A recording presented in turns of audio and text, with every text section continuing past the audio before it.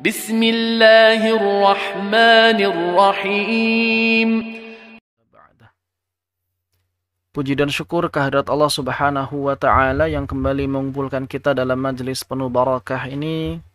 Salawat teriring salam semoga tetap tercurah limpahkan pada Nabiullah wa Rasulullah Muhammad sallallahu alaihi wasallam, juga kepada keluarganya, kepada para sahabat, para tabi'in, atba' tabi'in, dan kita berharap juga semoga sampai pada kita sekalian beserta seluruh kaum muslimin hingga akhir zaman kelak. Amin ya rabbal alamin. Insya Allah dalam kesempatan kali ini kita akan melanjutkan kembali apa yang telah dibahas, yakni berkaitan dengan jenis-jenis mad. Di mana terakhir kita telah membahas mad asli, juga beberapa mad yang berkaitan atau yang sama dengan mad asli namun belum kita detailkan ya. Belum kita detailkan, baru satu mad tamkin. Bagian berikutnya dalam kesempatan kali ini adalah maddul iwad. Maddul iwad. Apa itu maddul iwad? Iwad itu secara bahasa artinya mengganti. Adapun dalam istilah tajwid artinya mengganti fathatain selain tak muannats. Apa itu tak muannats? Tak muannats itu adalah tak marbutoh. Jadi tidak terjadi mad iwad pada tak marbutoh. Mengganti fathatain, yang di sini yang menjadi patokan adalah fathatain. Hurufnya apapun selain tak marbutoh. Tak marbutoh. Apapun itu. Pokoknya selain tak marbutoh, ya. Kalau ada fathatain di akhir dan dibaca waqaf, apabila terdapat fathatain kemudian dibaca waqaf selain tak marbutoh, maka seluruhnya menjadi mad dua harakat. Makanya maddul iwad ini mulhaq atau dimasukkan ke dalam jenis mad yang hukumnya sama dengan mad asli atau mad tabi'i. Karena dia selalu dibaca dua harakat seperti itu. Contoh yang pertama adalah lafaz aliman. Di sini ada mim fathatain. Aliman, maka ketika waqaf otomatis dibaca mad. Alima, otomatis dibaca mad. Begitu pula ahadan, ketika waqaf ahada, dua harakat. Ahada, dua harakat. Bukan ahada, terlalu cepat. Juga bukan ahada, itu terlalu lambat. Dua harakat saja. Ahada. Ma'a, ya, aslinya ma'an, kita baca saat waqaf. Ma'a. Begitu. Demikian pula du'a. Jadi walaupun secara rosem hamzah yang berada setelah alif, secara rosem tidak ditambah alif walaupun dia fathatain ya. Ini juga ada hamzah setelah alif tidak ditambah alif setelahnya. Mengapa demikian? Karena orang-orang Arab ini tidak mengumpulkan hamzah di antara dua alif. Karena zaman dulu hamzah itu tidak ada. Hamzah itu zaman dulu tidak memiliki rosem. Kalau misalnya kita simpan hamzah di antara dua alif, atau hamzah yang berada setelah alif kita tambahkan alif lagi, misalnya seperti ini. Perhatikan contohnya.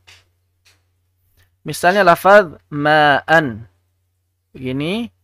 Ma'a. Zaman dulu dia ditulis tanpa rosem hamzah. Ingat, hamzah itu dhabt, bukan rosem. Seperti ini ya. Orang menulis lafaz ma'a seperti ini saja, tidak ada bentuk hamzahnya. Kalau kita paksakan setelah hamzah ada alif, maka tulisannya menjadi seperti ini. Dan ini malah tidak bisa dibaca atau membuat orang yang membacanya malah menjadi bingung. Maksudnya apa ini? Ada ma ditambah alif, ya. Adapun ketika dia ditulis mim alif saja, maka orang-orang lebih faham tulisan ini daripada bila dia ditambahkan alif. Seperti itu, ya. Ini kenapa alasannya kemudian hamzah yang berada setelah alif walaupun dalam keadaan fathatain tidak ditambahkan alif. Padahal hukum asalnya setiap fathatain itu mengandung alif. Atau setiap huruf yang fathatain selalu diikuti alif. Ini sebetulnya untuk membedakan dengan kasrotain dan juga dhammatain, ya, untuk membedakan dengan kasrotain dan juga dhammatain. Jadi menggunakan alif untuk fathatain. Begitu. Adapun fathatain pada tak marbutoh atau kita istilahkan tak ta'nits, ini tidak menjadi mad saat diwaqafkan. Kenapa? Karena orang-orang Arab selalu membaca tak marbutoh yang sukun itu menjadi ha. Bahkan secara rosem tak marbutoh itu rosemnya adalah rosem ha, ya. Secara rosem adalah rosemnya rosem ha. Karena dia ada di akhir, maka menjadi seperti ini. Ini adalah rosemnya ha. Ini adalah rosemnya ha. Oleh karena itu, ketika kita wakaf pada tak marbutoh, ya, mau dia harokatnya apapun, mau dia fathatain, kasrotain, dhammatain, maka sama saja tidak menjadi mad. Seperti itu, ya.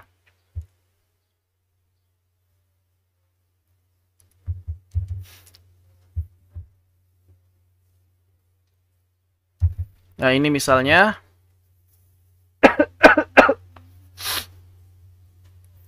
wasyajaratan, maka saat waqaf tidak dibaca wasyajarata, tidak dibaca demikian, melainkan langsung otomatis menjadi ha.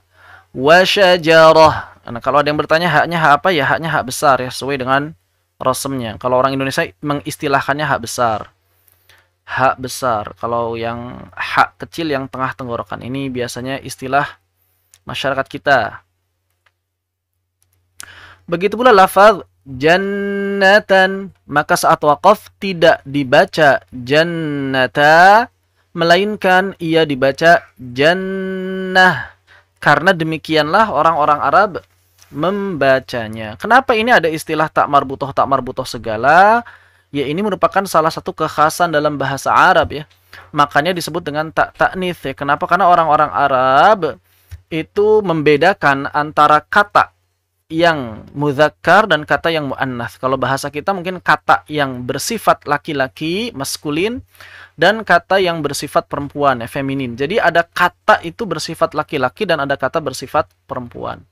Nah, ini tak marbutoh ini digunakan untuk menunjukkan bahwa kata-kata tersebut bersifat perempuan. Kata-kata tersebut bersifat perempuan, walaupun nanti ada pengecualian. Sehingga nanti dalam kalimat, ketika kita mau membuat sebuah jumlah atau kalimat, maka dia harus menggunakan kata-kata yang sesuai dengan keperempuanannya, gitu, ya. Misalnya dalam fa'il, karena fa'il itu artinya kata kerja. Karena kata kerja dalam bahasa Arab itu berbeda antara kata kerja laki-laki dengan kata kerja perempuan. Sebagai contoh, kalau misalnya kita mengatakan qala, maka artinya dia laki-laki telah berkata. Ini dia laki-laki telah berkata. Tapi untuk kata-katanya yang tak ta'nits, maka berarti, atau untuk kata-kata yang muannats, maka kita katakan qalat. Yang perempuan itu qalat. Begitu. Kalau ini konteksnya benda mati, misalnya, ini kan benda mati, nggak mungkin nggak. Kalau jannatan misalnya gitu, ya, itu kan benda mati, ya. Baik, kita misalnya menggunakan kata tunjuk, ketika kita menunjuk benda-benda yang mudzakkar, benda-benda yang maskulin, yang laki-laki, maka kita menggunakan kata dza atau ditambah ha, ya, hadza. Boleh dza saja, boleh hadza. Hadza kitabun. Ini adalah kitab. Ini adalah sebuah buku. Kalau misalnya kita ingin menunjuk sebuah taman, taman itu bahasa Arabnya jannah ya, atau surga, kita terjemahkan taman saja supaya bisa kita gunakan dalam kalimat, maka kita tidak mengatakan the jannah ini adalah taman, akan tetapi zihi atau zi ya. Boleh zi seperti ini, boleh hadhihi ya, ada beberapa kata yang bisa digunakan. Nah, ini kenapa kemudian dalam bahasa Arab ada dua kata yang sifatnya berbeda, karena kata tunjuknya ternyata berbeda. Ya. Ini mesti belajar bahasa Arab untuk lebih memahami hal ini. Jadi, tak ta'nits ini fungsinya untuk apa? Untuk menunjukkan bahwa dia adalah muannats. Ya, walaupun tidak semua muannats ada tak ta'nits, dan tidak setiap tak ta'nits, tidak setiap kata yang ada tak ta'nitsnya itu muannats. Misalnya seperti kata Hamzah. Hamzah ini nama orang laki-laki kan, atau misalnya Maisarah, itu kan tidak, itu kan ada tak ta'nits tapi tetap laki-laki ya. Kita tidak mengatakan qalat Hamzah. Misalnya, qalat Hamzah ya, tidak mungkin ya. Kita akan mengatakan qala Hamzah. Seperti itu. Namun salah satu ciri dari sifat keperempuanan sebuah kata itu adalah adanya tak ta'nits. Dan memang demikianlah orang-orang Arab membaca tak ta'nits atau membaca tak marbutah. Jadi ketika berharokat dia dibaca tak, kemudian ketika sukun dia dibaca ha. Kemudian karena orang-orang Arab membaca seperti itu dan demikianlah bahasa yang fasih dalam bahasa mereka, maka kemudian Al-Quran pun dibaca dengan cara baca yang fasih tersebut.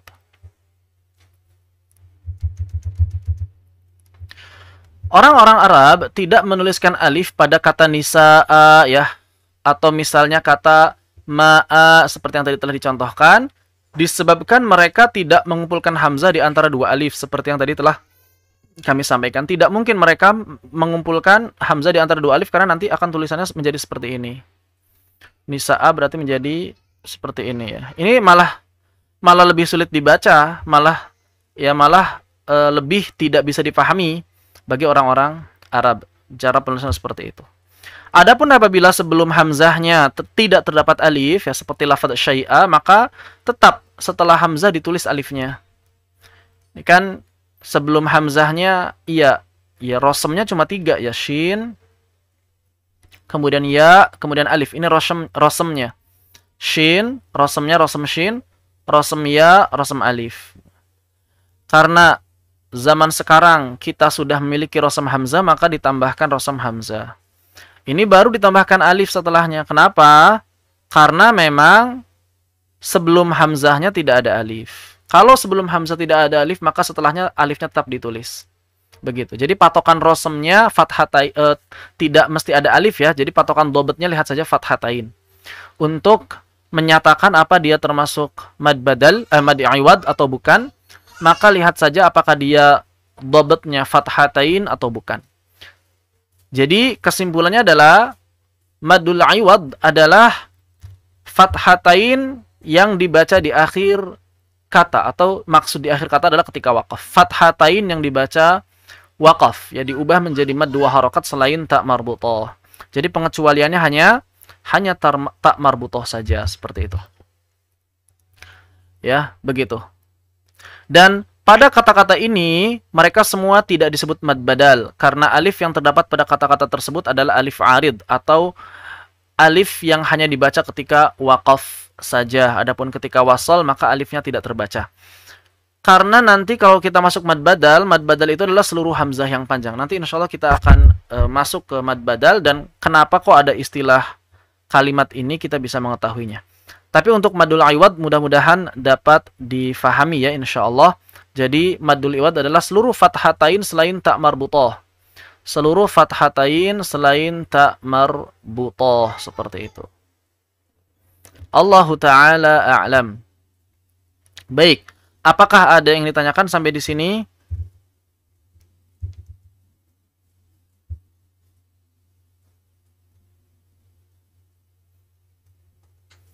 Maddul iwad.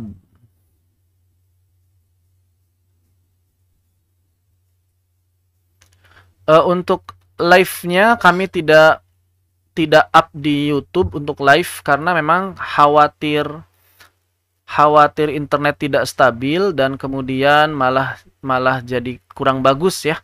Oleh karena itu untuk yang di YouTube hanya kami upload rekamannya insya Allah. Begitu. Adapun untuk angkatan 8 kapan diadakan ya nanti ya tahun depan berarti ya. Karena untuk yang program Karim Bil Quran ini kita mengikuti program santri ya. Jadi satu semester itu Tuhfatul Atfal, satu semester itu adalah Muqaddimah Jazariyah, kemudian semester berikutnya ada Khaqani, jadi berbeda-beda. Jadi setiap tahun insyaallah taala.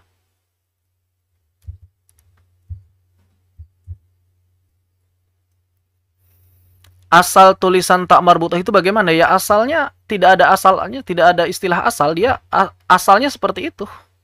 Asalnya adalah rosemnya, kalau ditanya rosemnya hak. Ya, rosemnya hak, suaranya tak ketika berharokat. Asalnya bagaimana ya? Asalnya memang begitu, itu asli, tidak diubah, bukan berasal dari sebuah perubahan. Tak marbutah itu tidak berasal dari sebuah perubahan. Asal tulisannya bagaimana? Asal tulisannya ya itu asal tulisannya. Ya, asal tulisannya adalah hak. Begitu. Kalau misalnya kita tanya kenapa ada tak marbutoh, ya itu urusan orang Arab ya. Tadi untuk menunjukkan tak taknis, walaupun tidak seluruh tak marbutoh menunjukkan taknis atau muannas.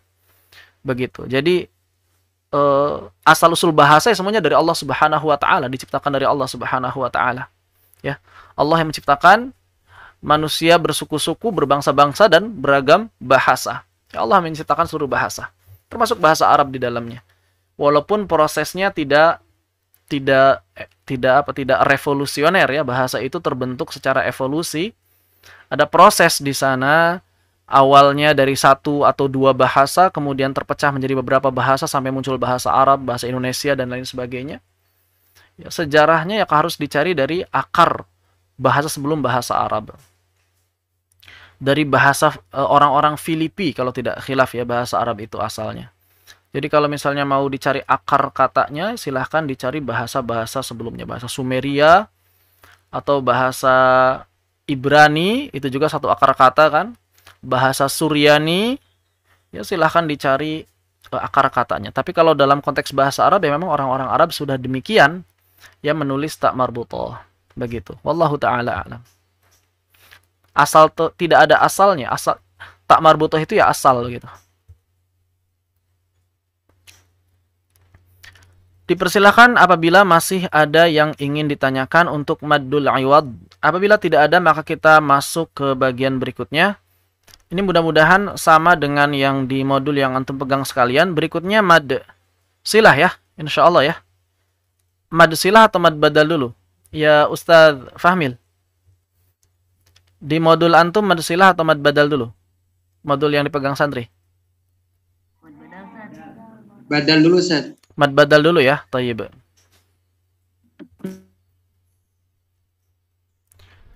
Assalamualaikum warahmatullahi wabarakatuh. Waalaikumsalam warahmatullahi wabarakatuh. Maaf kalau melenceng dari pembahasan. Di akhir ayat ada yang menyerupai ya, itu namanya alif bingkeng atau alif bengkok, dibaca dua harokat, itu masuknya mad asli. Kalau alif bengkok itu adalah alif yang berbentuk ya. Alif yang rosemnya ya. Nah, ya. Jadi ada alif yang rosemnya ya. Ini ada alif yang rosemnya ya. Ini apa alif? Makanya dalam mushaf Madinah diletakkan alif kecil di atasnya untuk menunjukkan apa? Rosemnya ya, bentuknya atau fungsinya alif. Sama seperti misalnya kita menemukan ada huruf sod di atasnya sin ya. Maka ini rosemnya sod dibacanya sin. Atau misalnya ada huruf nun di atasnya mim. Huruf nun ini. Di atasnya mim. Rosemnya nun dibacanya mim. Ini rosemnya ya dibacanya alif. Jadi ini mad asli. Misalnya kata ad-duha. Ini secara pelafalan adalah ad-duha. Nah, secara pelafalan begitu. Jadi bukan madul iwad. Ini mad asli, benar-benar asli. Alifnya adalah bagian dari kata tersebut ya. Mad asli adalah mad yang mad tabi'i kilmi ya. Ini maksudnya mad tabi'i, mad asli tabi'i kilmi, mad tabi'i atau mad asli yang huruf madnya itu merupakan bagian asli dari kata tersebut.